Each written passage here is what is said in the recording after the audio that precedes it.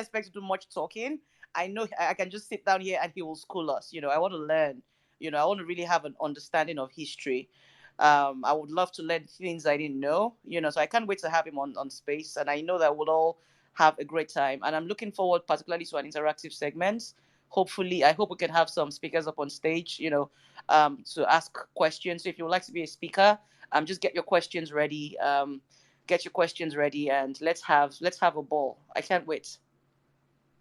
Oh wow! Thank you so much. Thank you so much, Lady Kibati, and welcome to the program.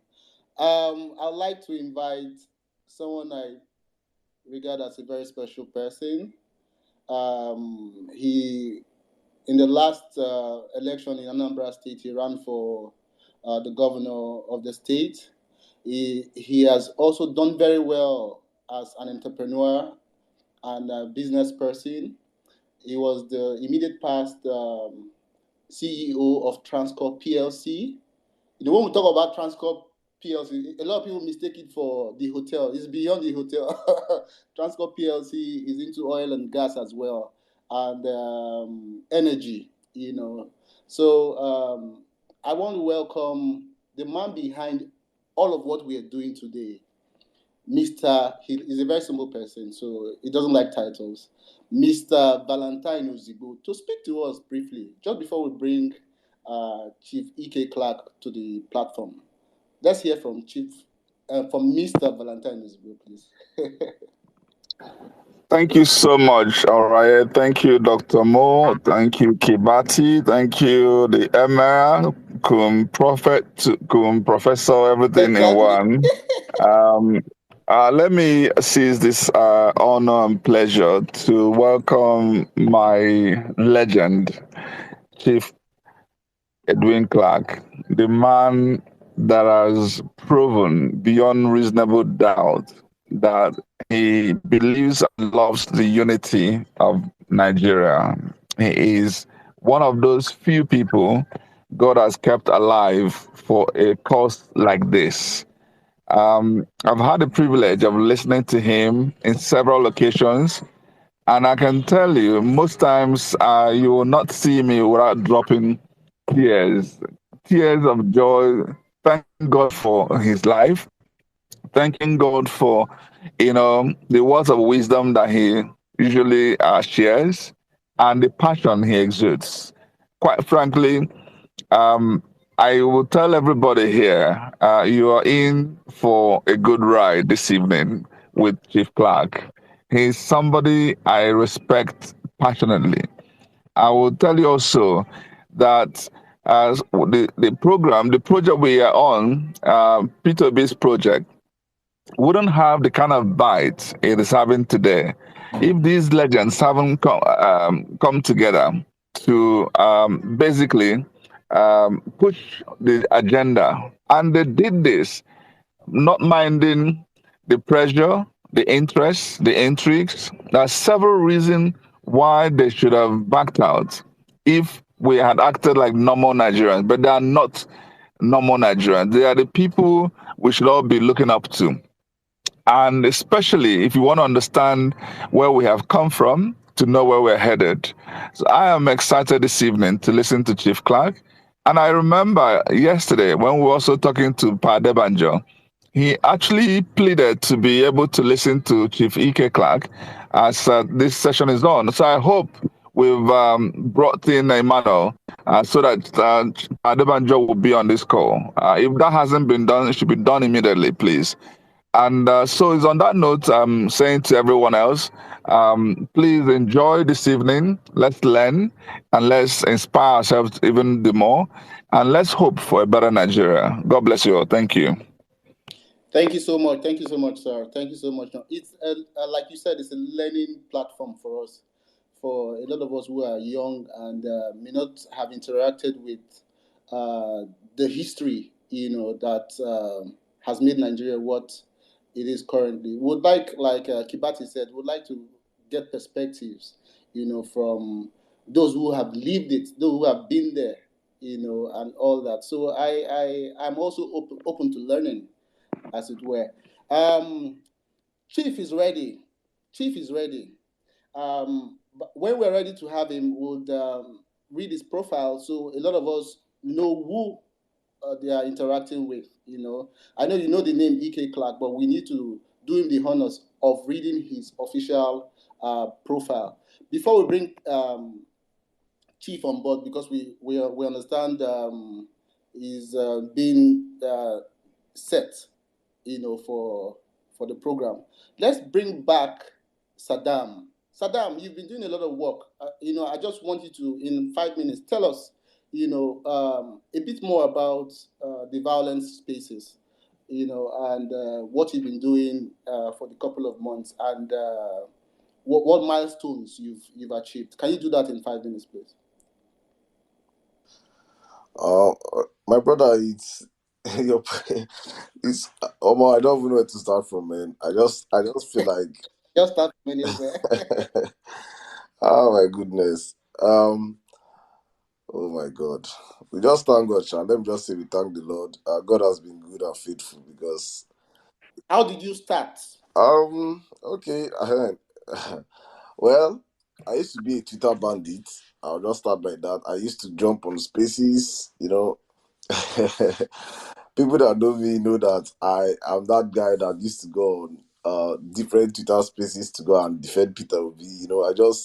And when we started, there were very few obedient spaces. In fact, I would say there were virtually very. I can count the numbers of obedient spaces we were having then. We just had boys running APC and PDP propaganda spaces, and I just stumbled on one of those spaces and I was hearing a whole lot of lies they were dishing out about Peter.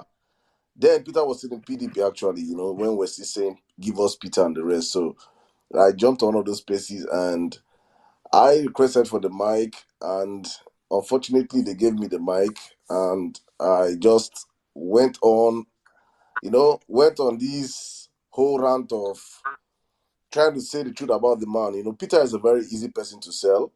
If you know him, you know that he has his accomplishments are numerous to mention. So I just went on the rant and said all the stuff I could say. And all of a sudden, and it was a very, very, it's one of the guys, the most infamous guys on Twitter right now. I think Sakebi, everybody on this platform knows Sakebi.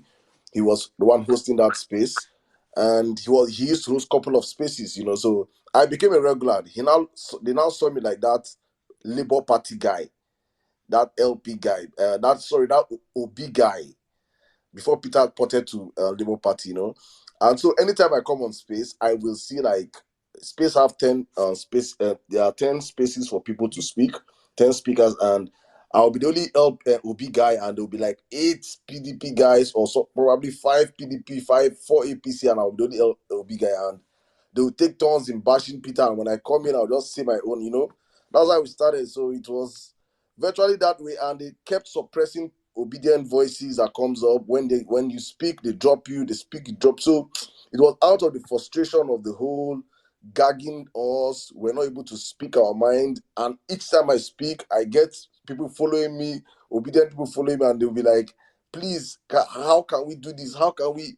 I like how you spoke. Thank you. How do you know Peter? And I'll be like, no, I don't know Peter. I'm fortunate to be that I know I'm from his state and I saw what he did, and that was how we started it. And people reached out to me. Then big shout out to some of our obedient people that started opening up spaces. Bishop, my brother Bishop opened up, started having his spaces then. So we started going on Bishop spaces. We had a chance to Professor speak. Saddam, My brother, you have 20 seconds to wrap up, because I've just gotten signal that my brother, let me just wrap up, because EK Clark is ready. please just take him now, because if I tell you violence space story, we will not live here. Just know that was how we started violence space. But probably later we'll have that's that that, space here. Thank you. that's good to know, and you've really done well, along with every other person who is doing a lot to push the OB brand, to ensure that our country, is reclaimed from these. I don't want to use the word, but it's okay. You can use it on the Ladies violence and gentlemen, space, please. yeah. So I understand Chief EK Clark is listening to us right now. So before we welcome him specially, let me kindly read his profile. Kindly indulge me, please. It's a bit lengthy, but it is worth it, so we can understand who this man is. what makes him tick, right? And what are his contributions to nation building. We cannot say everything, it is inexhaustive, but we would read the profile, which has compressed everything together. So, profile of Chief Dr. Edwin Kiagbodo Clark, Order of the Federal Republic, Commander of the Order of the Niger. Chief Dr. Edwin Kiagbodo Clark, OFR-CON, is the national leader of PANDEF. He is also the leader of the Southern and Middle Belt Leaders Forum, a patriotic alliance of key socio-cultural and regional organizations comprising Afenifere, Middle Belt Forum, Ohaneze Ndi-Igbo, and Pan-Niger Delta Forum, PANDEF, to promote peace, unity, and development, as well as to promote national consensus on topical issues. A lawyer, educationist, philanthropist, former senator, nationalist, and elder statesman par excellence, Chief E.K. Clark was Federal Commissioner, now Minister, for Information of the Federal Republic of Nigeria during the regime of General Yakubu Gowon. I never knew that.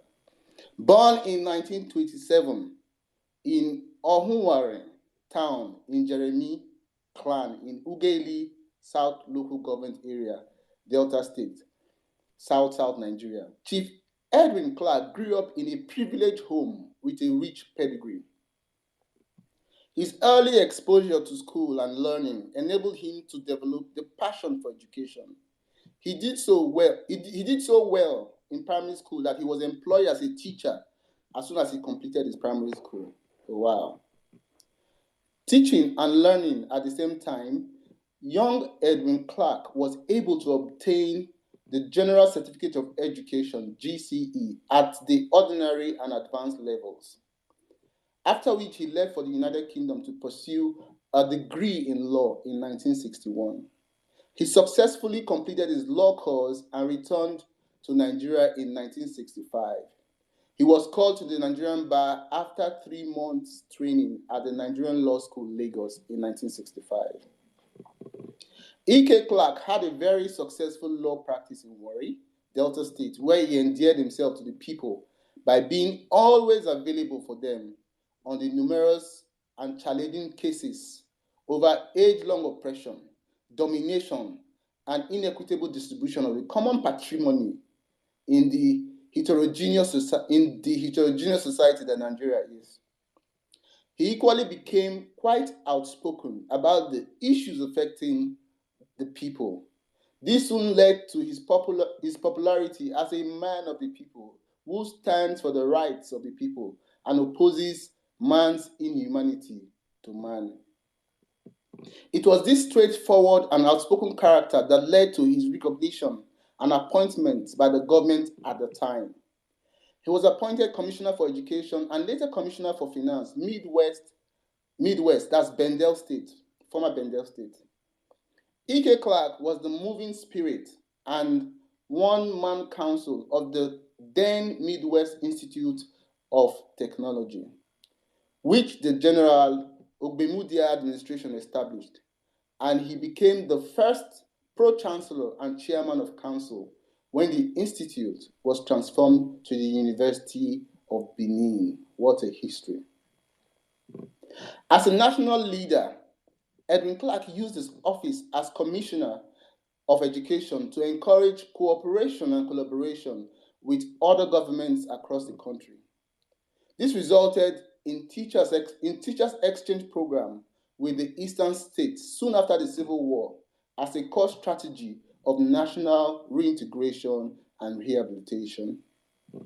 Chief E.K. Clark was later appointed Commissioner for Information at the federal level by the former head of state, General Yakubu Gowon, and got to the Senate of the Federal Republic of Nigeria thereafter. From the situation and experience in Warri, Chief E.K. Clark clearly saw the plight of minority ethnic groups and how they were under political, economic, and social yoke of the majority groups.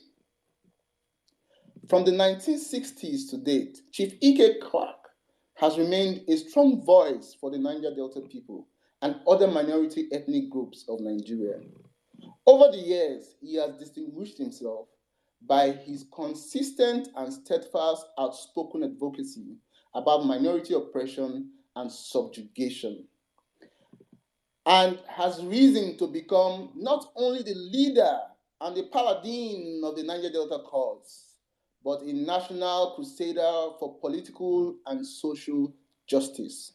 He understands the strong desire for emancipation incubating in the hearts of the minorities of Nigeria, and strongly maintains that Nigeria should be a country where no man is oppressed and where equity, justice, and fairness, political and economic equity prevails.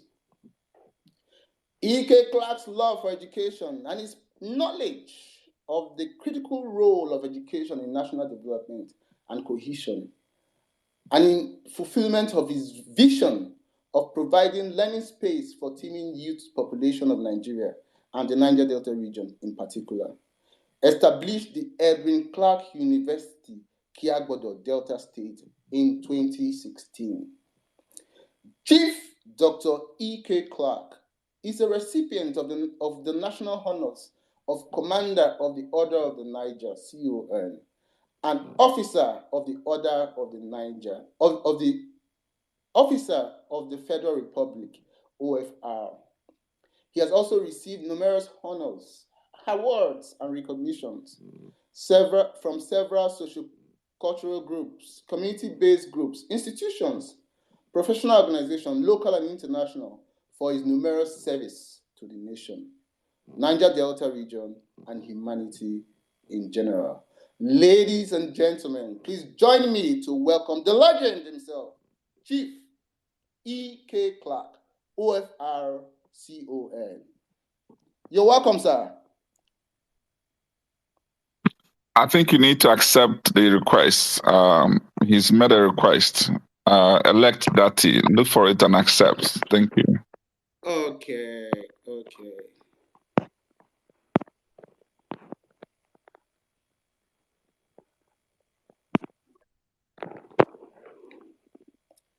Yes, elect Dati is now a speaker.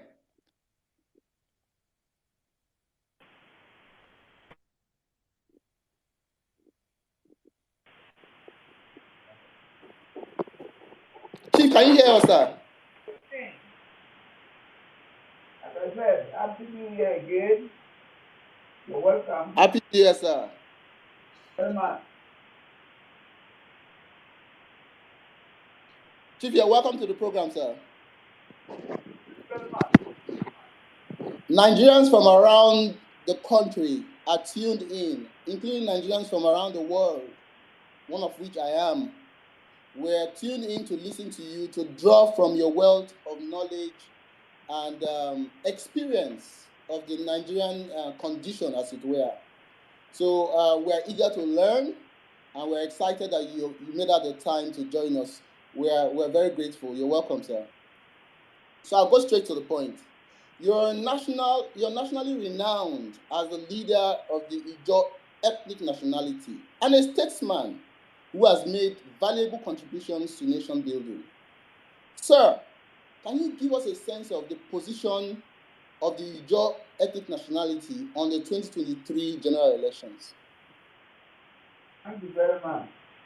Well, I usually would not like to be drawn into ethnicity discussion.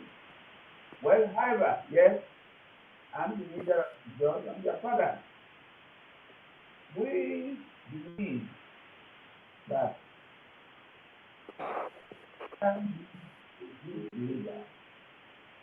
leader who is competent, a leader who will protect the interests of the majority and the minority.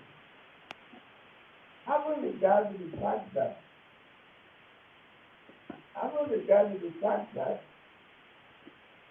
right number 1957, the issue was raised by our late leader, for 3 years, that the jobs were not looked after, their problem was not understood by the rest of the government. And as a result, it protested to the British government, the colonial government, and they appointed Willis Commission on the eve of the independence declaration of Nigeria. And the Willis Commission recommended that the problems of the riverine people were not being understood by those in government. And that something had to be done to treat them as a special people area. And as a result, the Niger Delta Basin Authority was proposed and established in 1958, I think, with Senator Amakare Gwofa, who was the permanent secretary, as the secretary, and one Chief Anthony from Grass was the chairman to the headquarters along the road in Port Harcourt. And the British government went further to say that the interests of this body have to be protected, and therefore it will be entrenched into the Constitution. So it was so done.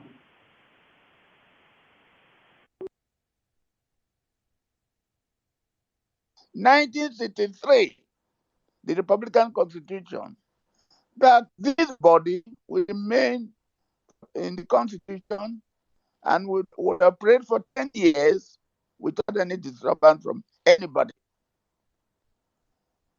But unfortunately, the war broke out, and that constitution had to be suspended or scrapped.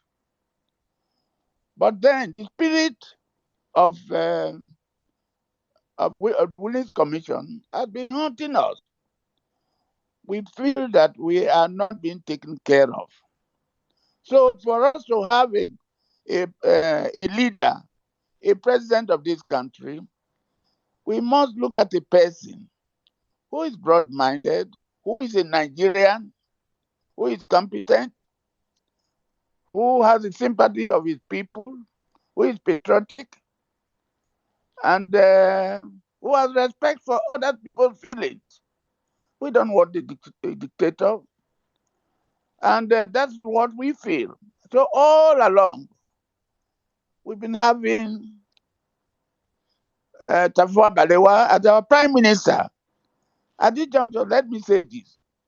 I do not agree with the northeastern people zone of Nigeria that they've never had a president of Nigeria. The position of the prime minister at the time was equal to the one of the president in waiting today.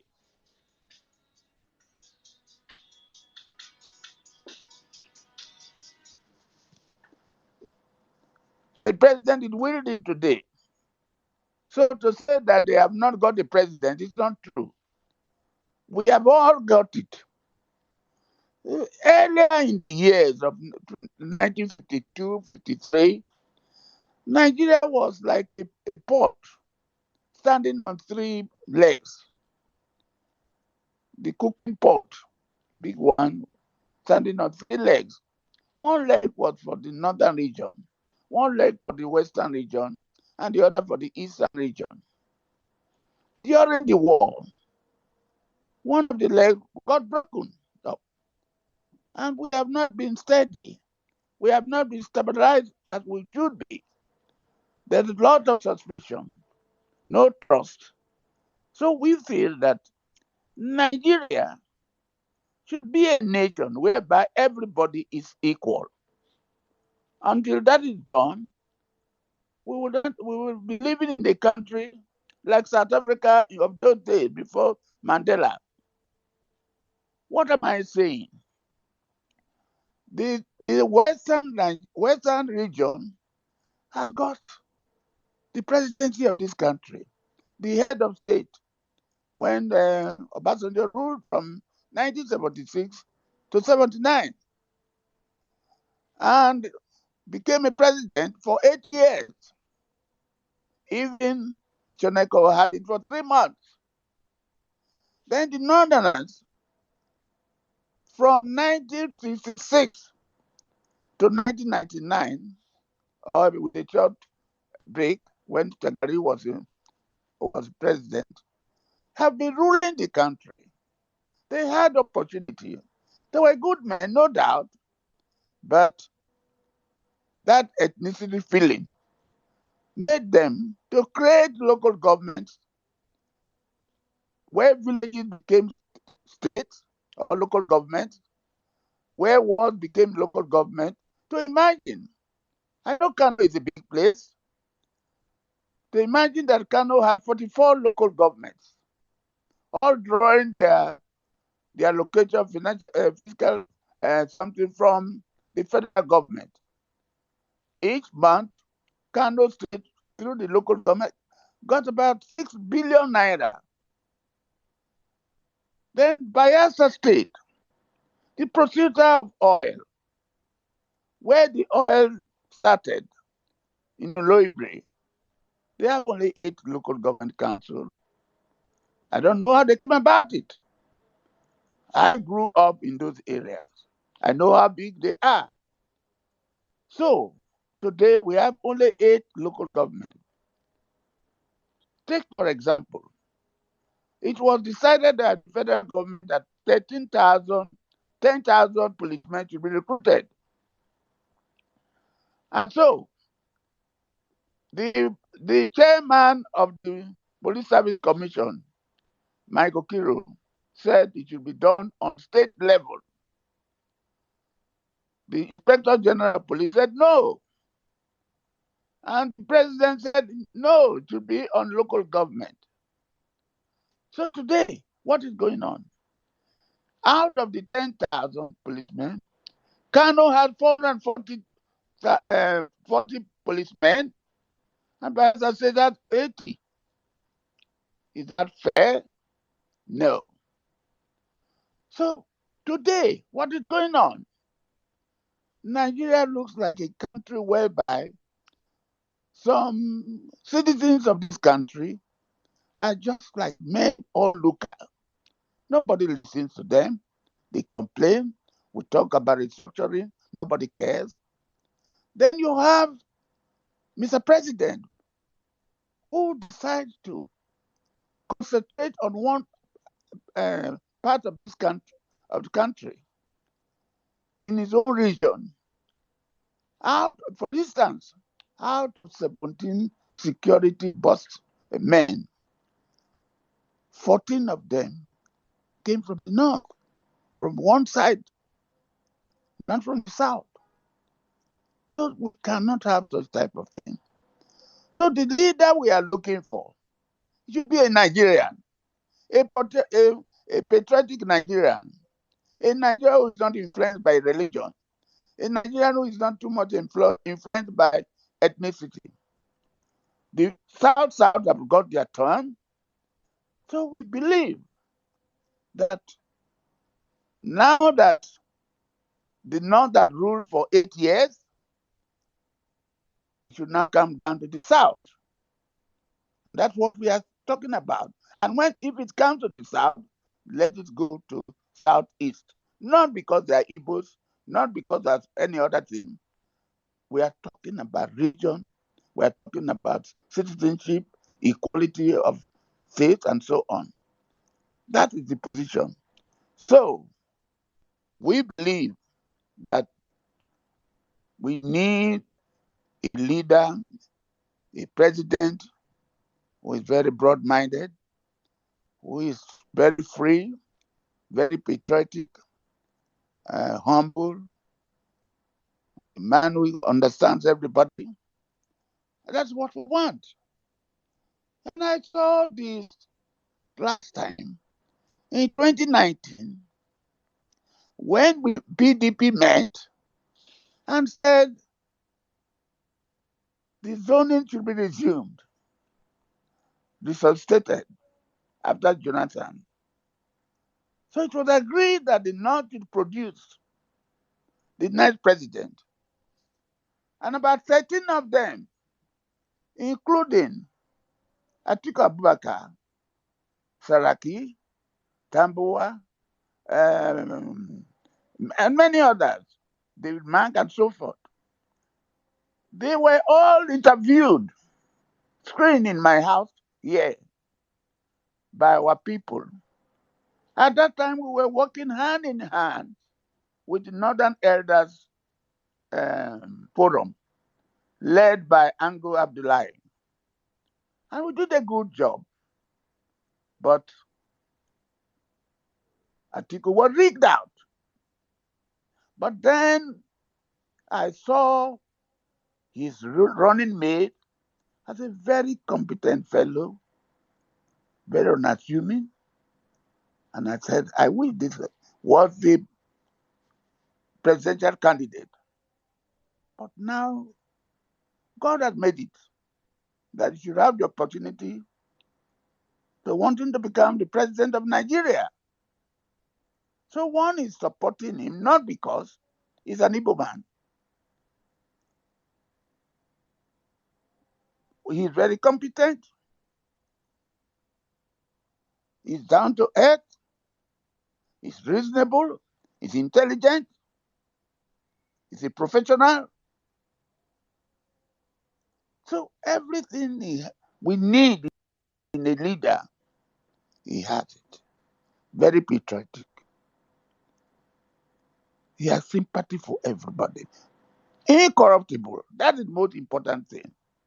When it was realized that this very man ruled Anambra State for 8 years, during that period of 8 years, he saved money, over 76 billion naira. And for his successor, this has never happened. Like what we are doing now today in Nigeria, we now say that, oh, yes, we are owing so much. The government said, no, let's be owing. The next government will start to pay. What type of country? So corruption is what is worrying us, and we need someone who will put his foot down and say, no more corruption. So that is my feeling, and nothing more about the leadership. So what I'm saying is what my people are saying. I think we have come to a stage today where many Nigerians are not voting for political parties. They are voting for personality. They are voting for the leader, the person who can rule them, the person who can discipline Nigeria. There's no discipline in this country. No sanction. Herdsmen moving around with AK-7. Nobody has ever arrested one. So we are in trouble. People are charged to court. You don't know when they are tried and convicted or discharged. So, for instance, look at the case of Mango, the head of the EFCC in those days. When he was being tried by a committee set up by the Mr. President, everybody thought that President would announce the result of that inquiry. Up to today, no. Rather, Mango was promoted and retired. These are some of the things we don't want in this society. The other day I was reading. I listened to the case between the Governors Forum and the Attorney General over Paris Club money, where some Nigerian lawyers said that they were consultants. So we're talking about billions of naira to be clean. And you see the argument between them, you can see that this is part of corruption. that's going on. The governors are saying, why should the Attorney General be interested? The Attorney General says, no, you have agreed. There was a consent judgment. I have taken trouble to analyze all this. Perhaps it will form part of my memoirs. We are in trouble. Nigeria needs a savior. Otherwise, we will collapse. God forbid. Have Chilling I words answered? there. Eh? Very chilling words. You say we're in trouble, yes, and Nigeria needs a savior, otherwise we'll collapse. And that's the reality, sir. Thank That's you. the real that's the reality. Very Thank you very chilling much. words. Thank you for giving us perspective. I want to bring in my colleague, Kibati. I'm sure she has a question for you, sir. Good, good. Um, Kibati, Good please. evening, sir. Good evening, sir. Thank you so much for joining Good us. evening, my daughter. Well, Well done. I'd been, I had been, thank you, sir. I'd been looking forward to this space. I believe that myself and particularly young people have so much to learn from you, and it's been it's insightful so far. I have a question for you about this Thank you. particular election. Sir, I'm sure you'll agree that this is probably the most consequential election of at least of my generation. So many young Nigerians are fired up more than ever before, to see this dream come to life, a reality. I have so many friends who have never voted before, participated in the process. Some of them have never been qualified to vote, and everyone is so excited. But you brought up this thing about different ethnic nationalities, power rotation and all that. I have a question for you about ethnic nationalities and Thank you. Mr. Peter Obi. Are you privy to any conversation? Are you aware of any conversation? And can you brief us between ethnic nationalities, about the consensus on Mr. Peter Obi's candidacy? Can you tell us if you've been privy, if you're aware of any conversation, Between between who and who? between different ethnic nationalities Oh, yes. Oh, about the yes. candidacy of Mr. Peter Obi? Can you brief us, sir? Yes, thank you very much. Um, I'm, I, as Edwin Clark, is one of those who are very much involved in these discussions. I am the leader of Southern and Middle Belt Forum, Leaders Forum. Afenifere is involved, Pandex is involved, Ohanese is involved, and the Middle Belt. And we've been talking about one Nigeria, having one Nigeria, a united Nigeria where everybody is equal, and where everybody feels that he is not being discriminated against. So we've been talking about this, not to be at first. We have been talking, and we want restructuring of the country, and we believe that if this country is restructured, there will be better life for everybody.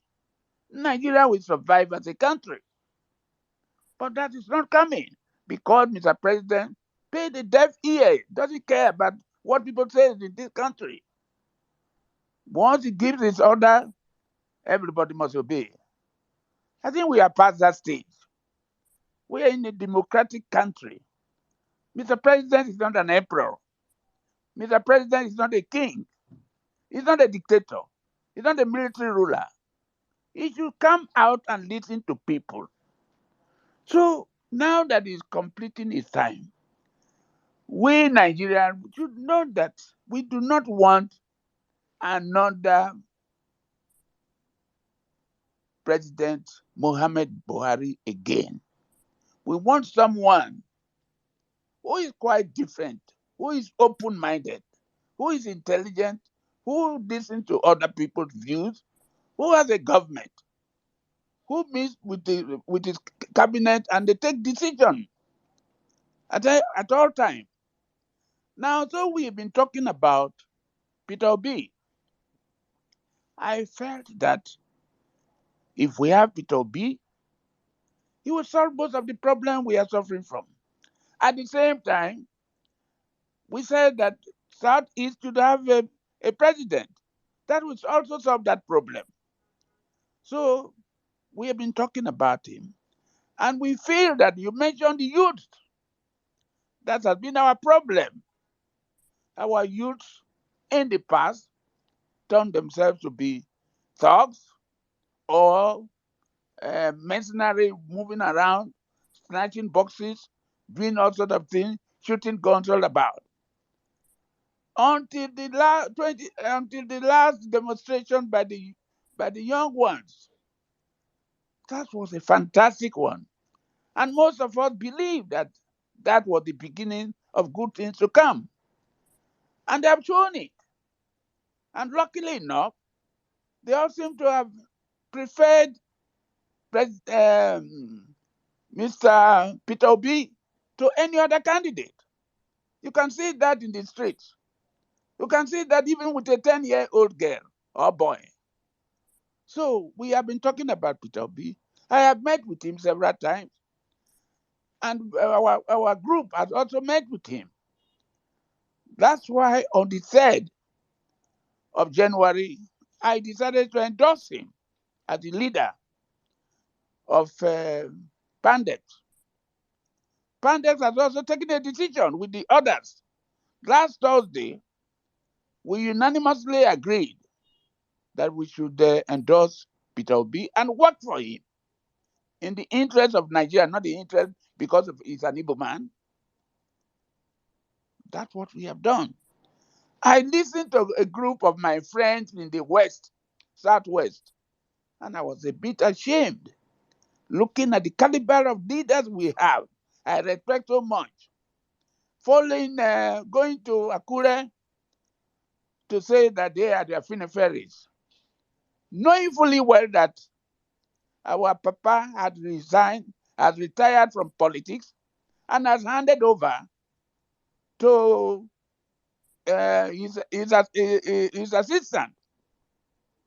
So, as far as I'm concerned, the youth should now not only be moving around elders, should take it as a duty. Go and vote. When you vote, you will elect the president you want. A leader will come that will say, yes, I'm the leader of this country, I'm the president of this country, commander-in-chief of this country. So that is the position. Have I answered your question? Hello? Yes, sir, you have. Yes, sir, you No have. interest You anyway. have. I will talk more. What do I you want to want? ask you. Yes, sir. A follow-up question, sir. What about the Northern Elders Forum?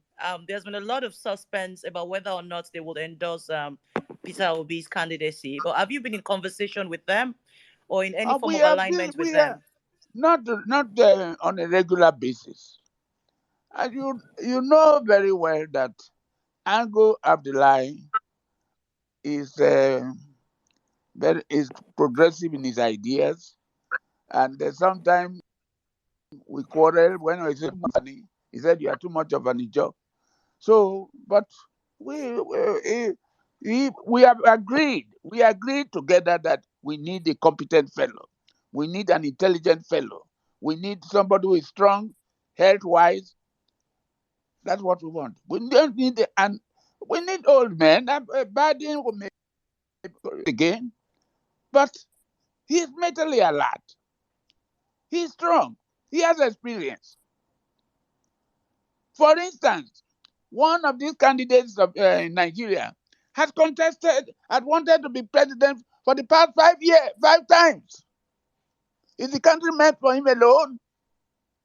To the extent that he's scuttled the issue of zoning. He wants to be president at all times, at all cost. So these are the things the youth should now realize that these people will not help them. The man put the world. So I believe that the youths who are now following him are doing the right thing. And on the 25th of February, they should go and cast their vote and elect the president of their liking. Thank you. As for Ango Thank Abdullahi, we you. will talk again. We talk from time to time, and he to believe that we need a competent fellow to be president of Nigeria. He doesn't have to be an Ijaw man. He doesn't have to be a Fulani man. A Nigerian who is a citizen of Nigeria, no matter wherever he comes from. Now, that's why I said, people are not thinking about party. People are not thinking about tribe or wherever you come from. We are talking about competent person, a leader.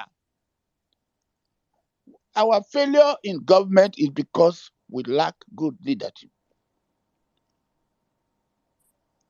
So I'm appealing to all the youths to exercise their votes on that fateful day. And I'm going to discuss with my friend Ango Abdullahi. These are areas we must work together to build a united Nigeria. Thank you. Thank you, sir. Thank you, sir. It's so inspiring to see that leaders at your level are having conversations beyond ethnic lines and across the country, both north and south. I believe that's what we should take out of this conversation. That there are ongoing conversations. No, And, I may even add now. Let me add this. Recently, yes, sir. some of our members felt that there should be a regular meeting of the elders across the country. So, Yes. former governor of Akwa Ibom State, Obongata, is leading our group with Ahmed, who is the spokesman of Northern Platform, who is his vice. They report to us. So we are meeting. We have met with Ango Abdullahi group for 5 times at Sheraton Hotel. And myself and himself, we were co-chairmen. We are always co-chairmen. We have spoken to the government through communiques we have produced. So we must meet. A few days ago, I was with Alaji Tanko Yakasai. We discussed. So I'm in touch with my northern friends and elders at all times.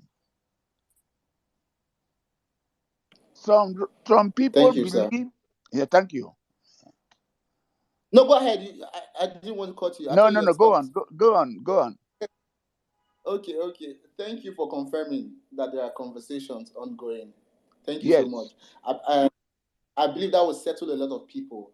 That it's not just a Southern conversation; it's a Nigerian conversation about the It's a future Nigerian of our. conversation. For instance, this Thank you, body, sir. which is representing us, where is Ida? They met with the peace committee of the former head of state, Abdul Salam Abubakar, recently when they met. So there is a forum where we are meeting and we'll continue to meet. Let me warn. The North alone cannot rule this country. The South alone cannot rule this country. Nigeria has now got 36 legged port. If parts of it are broken, Nigeria will be shaken. So we must work towards equality of states, equality of cities, and everything. To that end, we must put our heads together. Thank you. Thank you so much. Thank you so much. Thank you so much, sir. I'm sure a lot of people are eager to ask you further questions. But before we let Yes, them speak, on. before we let them speak, I have a colleague who has been itching, to ask you a question. So let me bring in Saddam to ask his questions, and then we can open up the platform for Nigerians to interact with you, sir. Okay, thank you very much. Thank you. Put him on. Um, Good evening, sir. Good evening. What is How the are you doing name? today, sir? Fine. Emir Saddam. Thank you. How are you doing today, sir? Fine, fine, fine, fine. Great. Sir, mine is not something difficult. I want to reconfirm, please, sir. Are you really please know, with all due respect, sir, you are 95 years, right? I'm going to Oh 96. my I'm goodness. going to Oh 96. wow. I'll be 90 on the 25th of May this year. Oh wow. I know Wow. why Saddam asked that question. Yes, I go know why on. Saddam. Please Why, why, allow why? me to cook. Eh? Go I ahead. want to cook, sir. Go on. Because it is, first of all, before you go, sir, please, I think you give us your routine.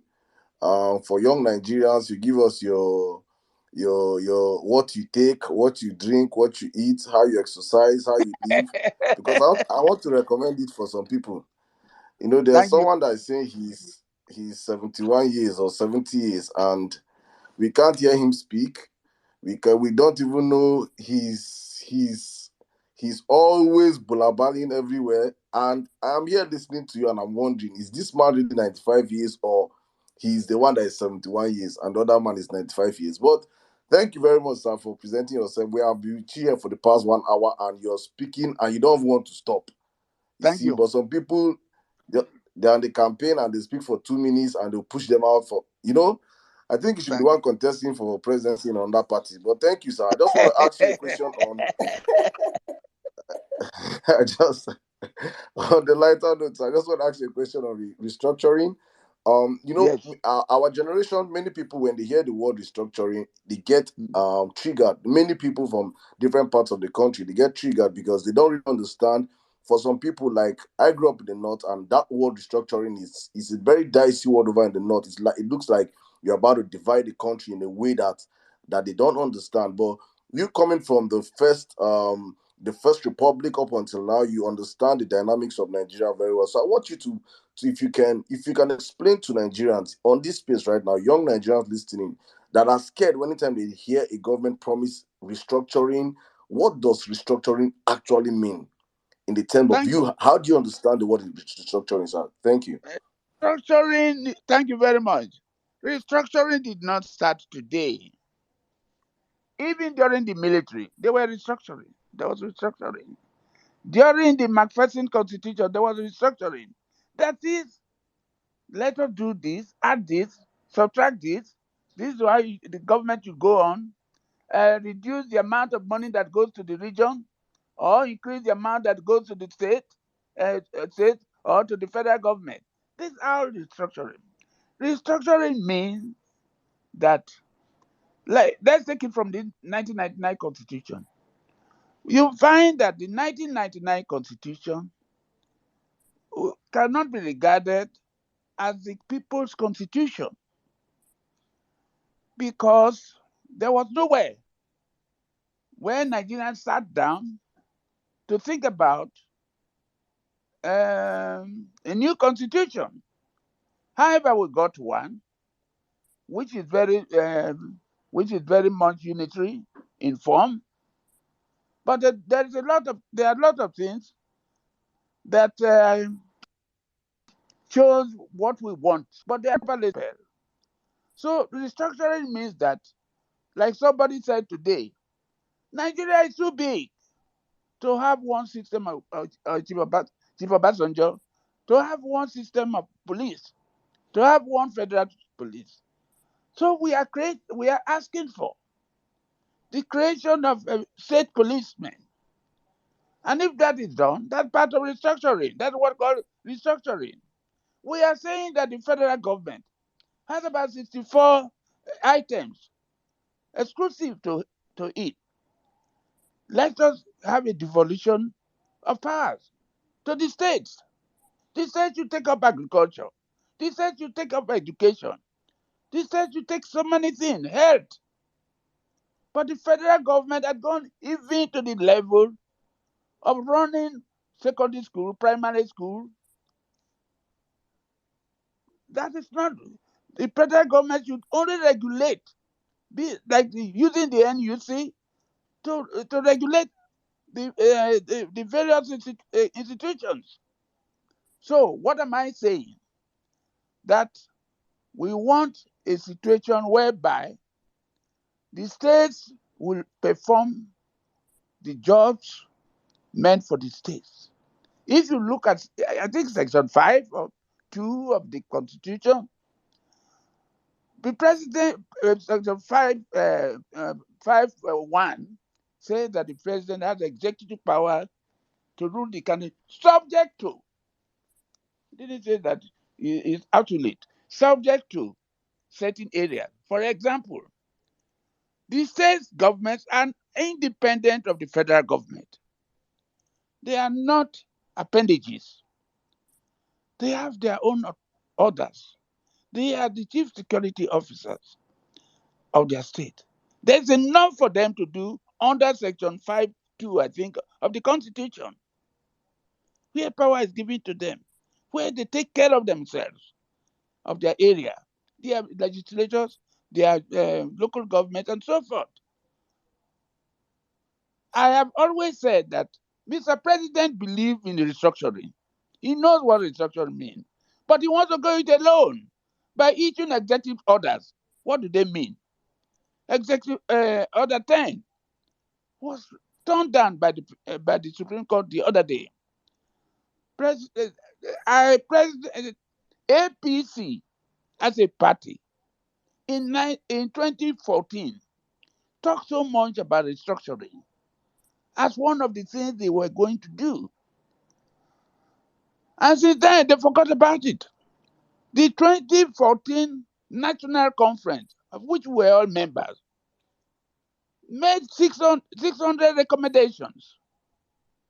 And if put into practice, Nigeria will be a changed place. I remember at the end of that conference, I was sitting down with my colleague, Professor Jibril Aminu. He said, at the end, he said, a new Nigeria has been born. So, and I remember that day, the Emir, His Royal Majesty, the Emir of the Lamido of Adamawa, said that those of you who are arguing, you have no place to go to.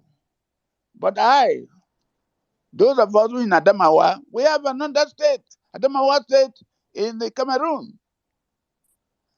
And you people, when the trouble comes, you have no place to go to. But at the end of the conference, I went to him, paid him respect. You will never go back to the Cameroon. So we laughed. All that we are saying is that every aspect of government should be examined. And the states should have their powers. They should have all what they want. The local government, as we said, leave them to the states to create local government, pay them. If they want to create 200 local government in their area, let them go on. But don't use federal money. So when you look at El Rufai's report, it was just like the 1914 National Conference. Their recommendations.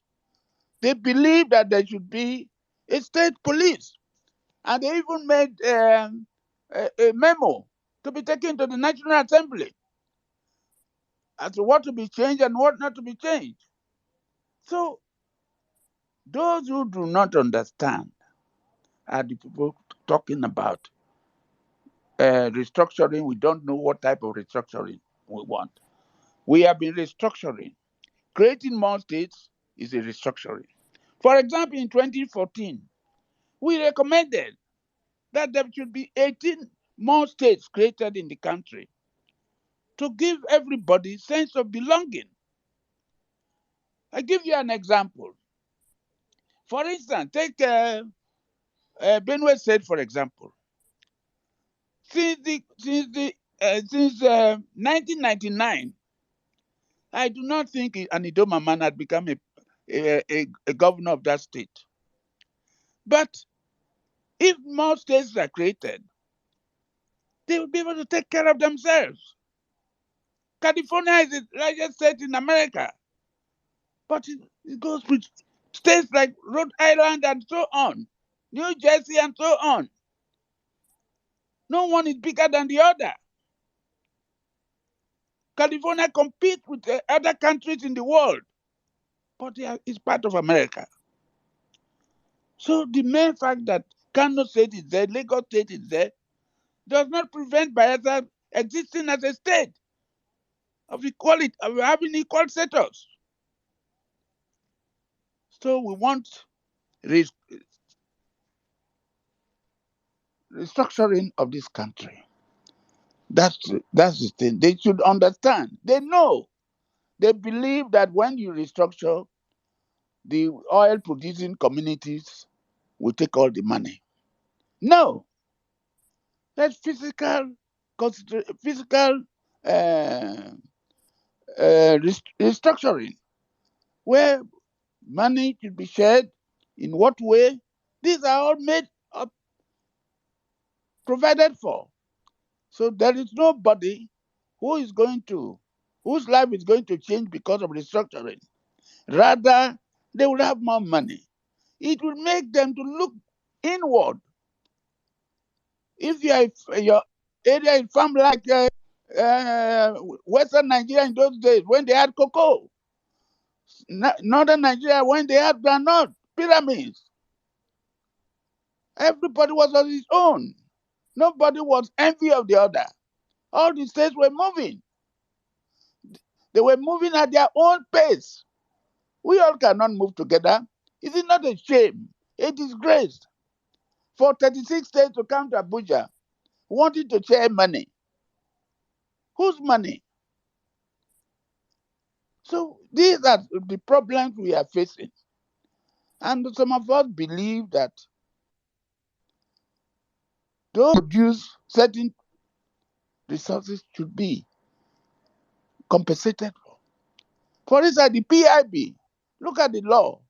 The president rushed to sign it. They approve only 3% for the host countries, communities, and approve 30% of NNPC money to look for oil in the north. It's not. It's very discriminatory, very oppressive. Unless this country is structured, there will be problem. And any president that is elected, if it does not follow restructuring, will find it difficult to succeed. Restructuring is the word. Everybody knows that. Let us not pretend. Thank you. Thank you very much, sir. On a follow up, sir. Well, first of all, I'll say, sir, I am blown away. Honestly, listening to you quote the Constitution, me, sir, I won't lie. I don't know the Constitution. So them not come out now from like I don't know. Honestly, Perhaps I'm I not am. saying it. I don't know whether I was quoting the right thing. Sir, whether you quote the wrong word or hey, God have mercy. Sir, please, you didn't answer my first question. I want to understand your how, what do you eat? What do you drink? Do you take, is your diet, in your diet, do you have roasted corn? I want to know what you eat, sir. Please let me, because 95 years and you're this sound Listen to in me. mind. I'm a very simple man. I live from day to day, and I believe that my heart is open to everybody. I learn from people. People learn from me. I'm a friend of many people, and so for instance, during the war, Midwest State had led our people to assist the Igbos, to assist the North, supplying them teachers. workers. So I have been a Nigerian and I believe in it. So there is no special food I take. I don't drink hot drinks, but I take very non-alcoholic drinks, and I eat Sir, you the said it. normal food I eat This at is a home. this is a secret that you have revealed, sir, and we have taken this one. We Sir, need to how move many on. wives do you have, please? Many wives. I have a wife, Oh, and let me say this to you. My life, I live from day to day because I believe one day be one day, because only God knows when death will come, how it will come, where it will take place.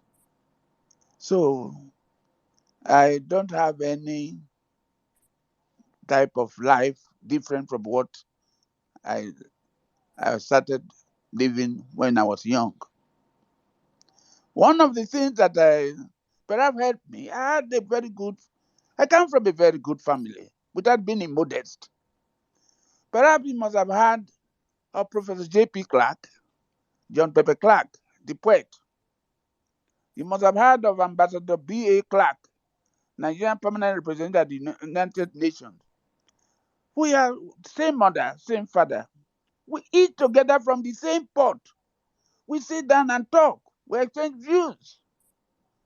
We have no enemies. Let me say this to you. Perhaps you may not know.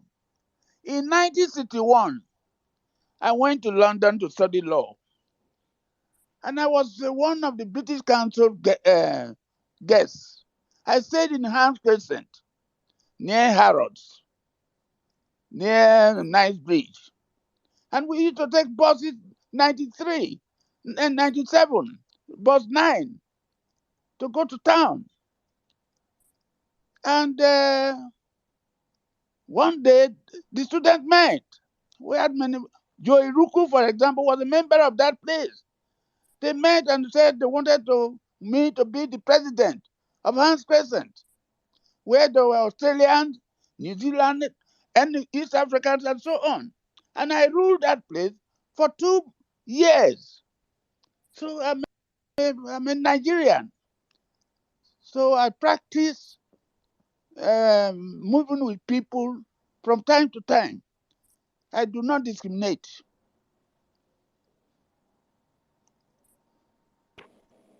Thank you. Thank you. Thank you for giving us this secret, sir. The one I've taken is that you drink you don't take alcohol. No, So but I drink like Campari. okay, okay. what of palm wine, sir? Oh, I do, but not You regularly. guys Now that ignored one in Abuja. you, Sir, you did you not answer my ignored the question fact that he of. said he has only one wife. Well done, So we no. are coming to that now. Calm He down. only has one wife. Hope you are listening. Sir, sir, you did not answer my question of the roasted corn. Do you Roasted eat? corn. Yes. Listen, in the evening here, I eat roasted corn, boiled corn from time to Yeah. time with coconut. Now be careful of this Saddam. Oh. There's where he's going, but let's leave it at that. Where are you going? I'm still a strong Don't man. don't mind. Is I that want to I'm what you not I want want to to going know? bring anywhere, up sir. I want to bring up another I'm of my still a colleagues. strong man. Yeah, sure. By all means, we can attest to that, sir. We can attest to Thank that. you. By all Thank you. means, yeah. I want to bring up another colleague of mine, Dr. Yes. Mo. Dr. Mo has been itching to ask you one question. Yes, I can see The- your hand. I can see your hand, President something. But Dr. Mo, please, can you come up to ask Chief your question? Yeah, can you hear me? Yes, we yes, can hear you loud. I hear you. Okay, if I say Papa, it fits into your profile. If I say Daddy, it fits into your profile. If I say Chief, whatever title it fits into your profile. But much more than that, even if I call you by your name, Edwin Clark, Yes, what makes a yes, legend is that you have your name is a title by itself. So you are a true legend by every standard and yardstick. And the Absolutely. the question I'm itching to ask also takes root from your response on equality in a nation like Nigeria. Given all the um, where we are, our evolution as a people. But you can also see, because of our diversity too, I believe there are certain roadblocks. There are reasons why we haven't achieved this feat. You know, I know it's a serious question. It's not. We're coming from just asking you about what you eat and all of that. What are these roadblocks, and what could be inhibiting the quality of Nigerians, and how can we remove these blocks? Because without it, we can achieve this equality. That you spoke about when you commented on the restructuring. Because you're really big on this. So I don't know if you get what I mean. Because how do we move? How do we remove? Because there are roadblocks given our diversity and who we are as a people. How do we remove those roadblocks? What are the dynamics? What are we going to do to be able to get those things out of the way so that we can chart the course of our equality as a people? thank you very much. Well, I think the first thing I would like to mention to you, one of the roadblocks is lack of trust. We don't trust ourselves. We don't believe in ourselves. There's suspicion here and there. These are the major block. We don't trust one another, and people believe in religion more than believing in their called Nigerian fellow Nigerians. People believe in ethnicity. So to remove some of these blocks that I've mentioned, let every Nigerian, whether particularly when they are in school, let them know that they are all Nigerians. That when the Lugard create amalgamated Nigeria, he did not say that the South will be superior to the North or the North will be superior to the South. Everybody was equal. Nigeria is 10 years. Oh, Lord Lugard amalgamated us. He had two protectorates. And those of us who read history, we look at this thing. Enugu was there in 2006, in 1906. There was no amalgamation. Warri was there when the white man leased our land, Ogbujo land, where I come from, in 1906. So what am I saying? The mere fact that we've come together is not enough for some people to believe that they are superior to the others.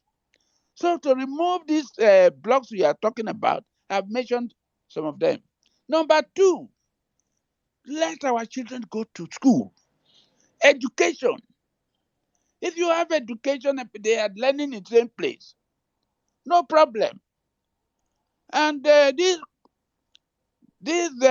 provision in the Constitution, federal character, we either practice it or we cancel it. Not when it suits you, there's federal character. When it doesn't suit you, there's no federal character. These are some of the blocks. So, for instance, there are three children in the Unity School in Agbaro, in a Delta. They took entrance examination to go to University of Benin. During the jam, one scored 200, another one scored 600, 300, another one scored 500. Now you find that The man who scored 500 was not taken. The man who scored 300 was not taken. But the man who scored 200 is taken. And the children come back to ask, Daddy, what is happening? My friend who scored only 200 is taken at in the University of Benin. I also applied. They didn't take me, and I scored 500. This is where the lack of confidence in ourselves start. And the children, when they see this, they also believe. There is a demarcation. There is question of class. Why am I entitled to this and my fellow Nigerian is not entitled to it? These are children. So the first thing to do, mass education. So I was very happy in those days when President Jonathan, started the emergency schools that he built in Sokoto and other places. And I believe that unless we are aware, it will be difficult to remove some of the blocks because we are not sufficiently enlightened. So that's some of the things. Then another one, corruption. When you are corrupt and you are doing everything okay, nobody stops you and so on. But the day you are caught, you will now say, because I come from Ibadan, that's why they are punishing me. Then you now call your people to say, we have been victimized, when nobody is victimizing you. So these are some of the roadblocks that we have to take away if we want a united Nigeria. Even development of our country. That we are minister of works like Fashola, who must develop all the roads in the west, the southwest, not caring what happens to roads in the south. And people begin to complain. These are some of the things. Let us have broad-minded people to rule us. So that is the position. I think these are some of the blocks you are talking about. And let us have ministers who are properly tuned, educated. Not to have a degree, that is not education. Some of them cannot take decision. They go into what do you call it? To the meeting. Some of them will sit down listening. Everything said by Mr. President is taken. I remember, let me say this to you. In 1967, General Bomodia wanted to appoint me as a commissioner. And he said he consulted some people. My name was there and so on. They told him, that man is very controversial. Oh. That man will not obey you. So he said, no, I'm not looking for people who will only listen to me. But I also want people who will criticize me, who will tell me where I go wrong. So when I came in, this is what he told me. So when he took me the bank, those people say, you made a mistake. We told you not to take Clark there. They said, I took him deliberately. And I became his best commissioner. I was regarded as deputy governor of Midwest State. What am I saying? Let us respect one another. We intermarry. I have children from the north. As I talk to you now, they are Muslims. One of them goes to Mecca. Do I quarrel with him? We live in the same house.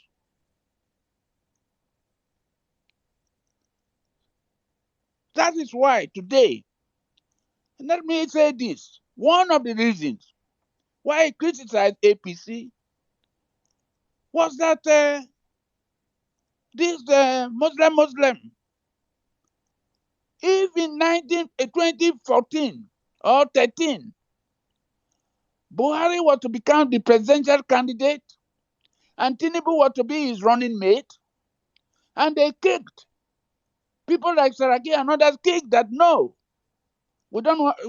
It's not good to have Muslim, and he dropped it, and he brought the present VP Sibajo. What has now changed? That the same Tinubu is picking a Muslim to be his running mate.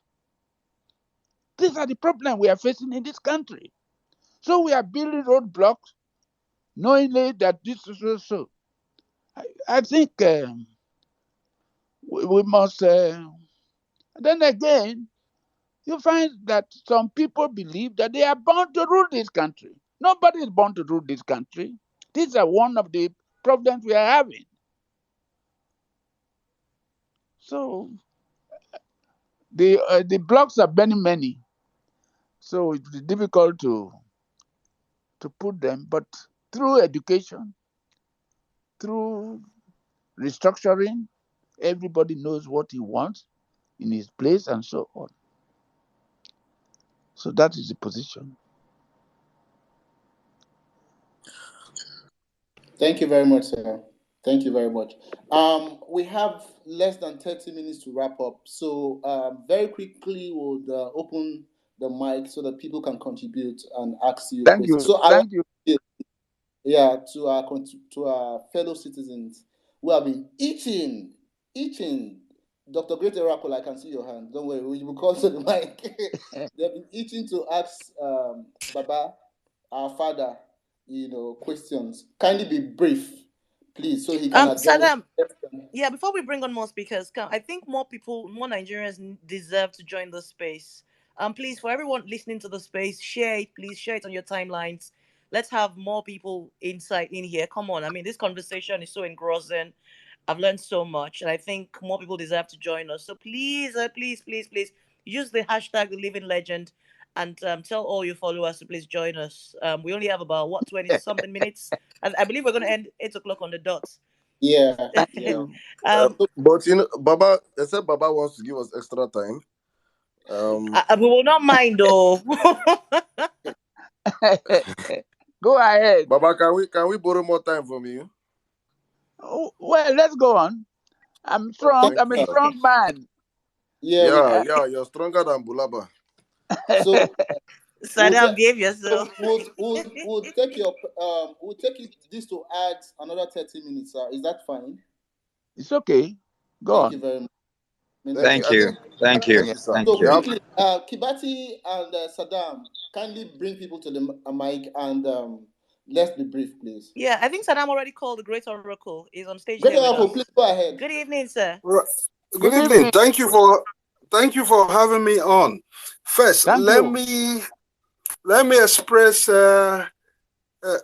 words of gratitude to you, Baba, for the tremendous work you've done for the growth of our country over the years. Perhaps too, thank you for all you continue to do. When we were at the national conference in 2014, I think I need to remind the younger ones who are asking how old you are. You're going to 96 now. At the confab, you were in your mid-80s, going to your late 80s. You kept reminding us younger ones at the confab that some of you were at the departure lounge. That was a phrase we younger ones left the conference with. But this is my gratitude here.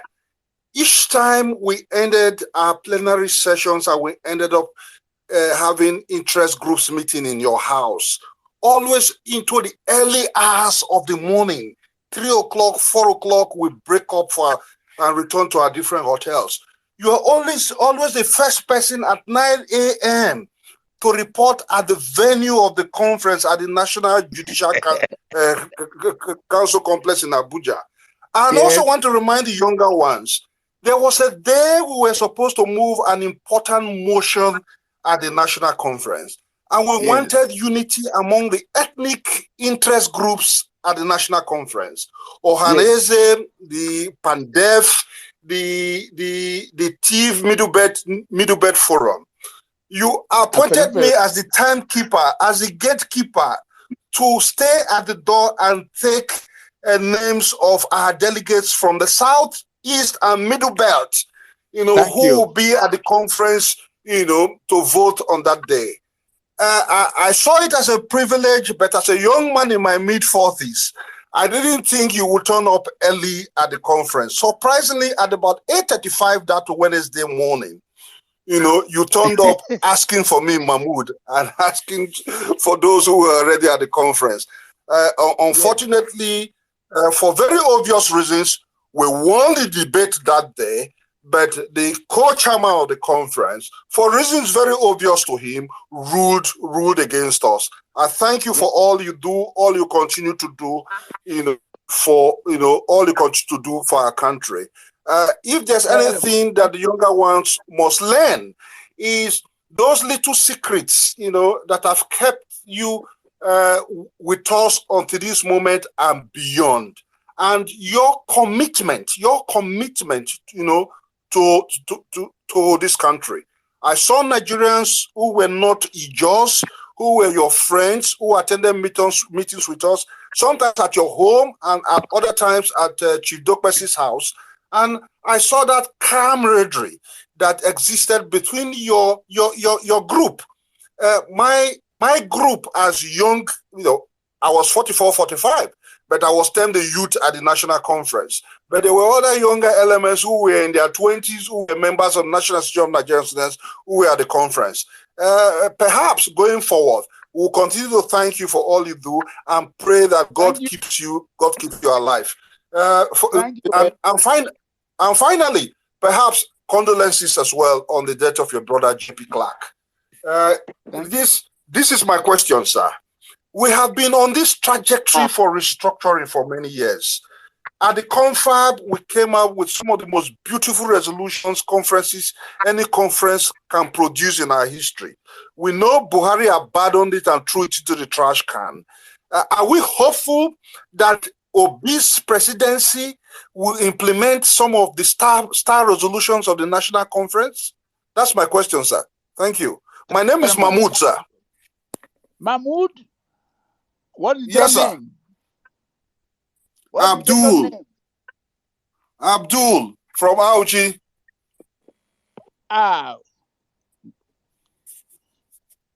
Ogbo.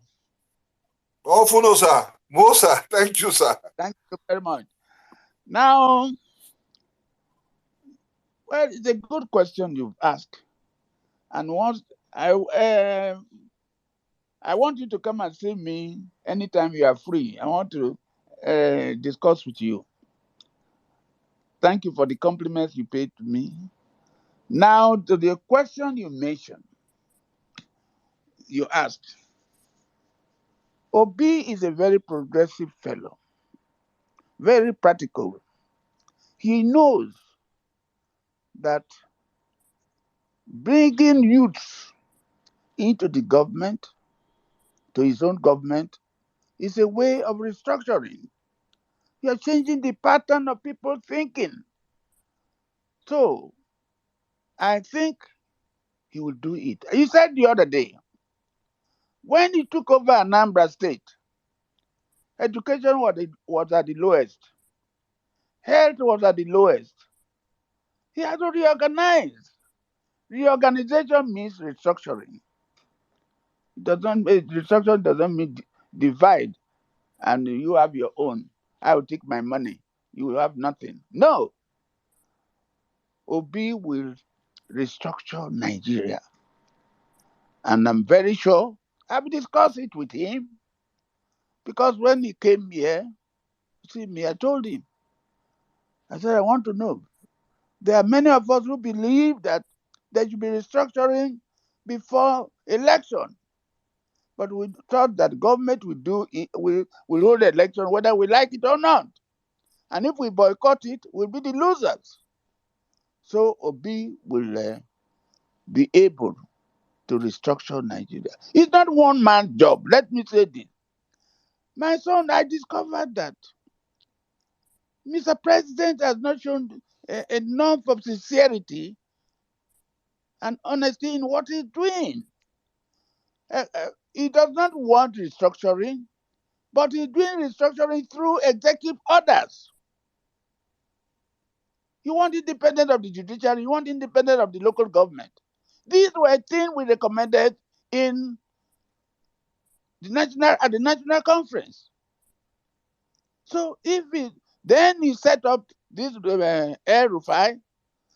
Air Rufai said that they have met the what do you call it? The executive of APC met, and Chief John Oyegu confirmed it. But Mr. President, in his usual way, does not care. He does not believe that you will have we should have restructuring. So I want to repeat that Peter Obi is mentally alert, is very intelligent, very well exposed. He knows what is happening in other places, and the changes in the government is restructuring. That's why I say even the military did restructuring by creating more states, by creating more local government, by changing the pattern of government. The holding of constituent assembly they were having, that's part of restructuring. Look at the constitution and recommend something. The last was by Karibi White. So I think he would do it very well. And it requires the cooperation of young men who are technocrats, young men who are economically viable, young men who believe that they are Nigerians, not they are Igbos, or not that they are Yorubas or Ijaw. He will be able to do it. There's nothing difficult in doing it. As I said, El Rufai's report is a vindication of restructuring. Those who ask for restructuring, Obi will carry it out. Thank you. All right, thank you. Thank you very much, sir. I think let's please guys, going forward, we have less than 40 minutes with the legend in the building. So please let's try and keep our questions as short as possible so that we can entertain other people and asking questions. Please also, you can use the living legend as a hashtag to ask your questions. We can read those questions really, real quick. All right, let's go to my sister Hanatu. Please, Hanatu, you have the space. In a minute, please, can you ask your question? I will do that. Thank you very much. Before you go to Hanatu, can you send me your telephone number? I want to talk to you. Which of us, sir? The one who asked me the last question, who talked about. Okay, he will do that. He will do that. The great oracle. Yes, I'll call you, sir. I have your number, sir. I will call you, sir. All right. Thank you very much. Yes, thank you, sir. My daughter, come on, go ahead. Thank you. Thank you very much, sir. It's such an honor to listen to you. Thank you to the whole co-host and host for giving me this opportunity to ask a quick question. Indeed, a good name is better than wealth, and thank God that we still have fathers in Nigeria, and we as youth have woken up to the clarion call to save our nation. Thank you very much, sir, for all you've said and for who you've been over the years. I come from Plateau State, and my question is this. I have listened to you, and indeed there's truth in all that you said. For the first time, this is the first time that I can see a block called the Middle Belt being respected, not just for votes, but to be brought to the table in the conversation. And this is where my concern comes in. What is your advice? What would you advise as a father to many of us from the Middle Belt listening to you right now? Because the Middle Belt is just a group of so many nations with different interests, both personal and collective. So it's very difficult to be able to have a voice, and it's very difficult to be able to have fathers, that everybody all listens to because of the peculiarities which you even know more than me. I just learned today that you even know more than I thought I knew.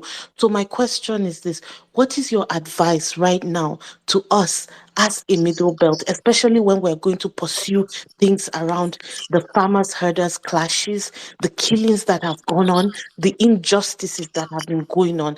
And then also, what is your advice to, bigots, to other people from what we call the core north, many young people who are here listening, who have been indoctrinated with so many wrong things about what is wrong with our nation right now? Thank you very much, sir. Thank you. Thank you, my daughter. Let me start with this. About 4 months ago, I got a letter from General Jeremiah Husseini. And when I opened the letter, he was complaining, was saying we to try to assist them. Like men are driving them away from their homes, and we should come to their aid. And I remember that General Husseini used to be more as if he was more of a Muslim than any other person. Whereas this is a Christian who was governor, military governor in my place. And so I was very happy. So I held a press conference on this issue. Now, let me say this to you. When Solomon La was governor of Plateau State, then Apaku was the governor of Benue State, and I used to communicate with two of them. Even before this, during the military, no, during the civilian regime, during Chagarit's time, I discovered that our people were being, the non-Fulanis or Hausas were being maltreated in their own home.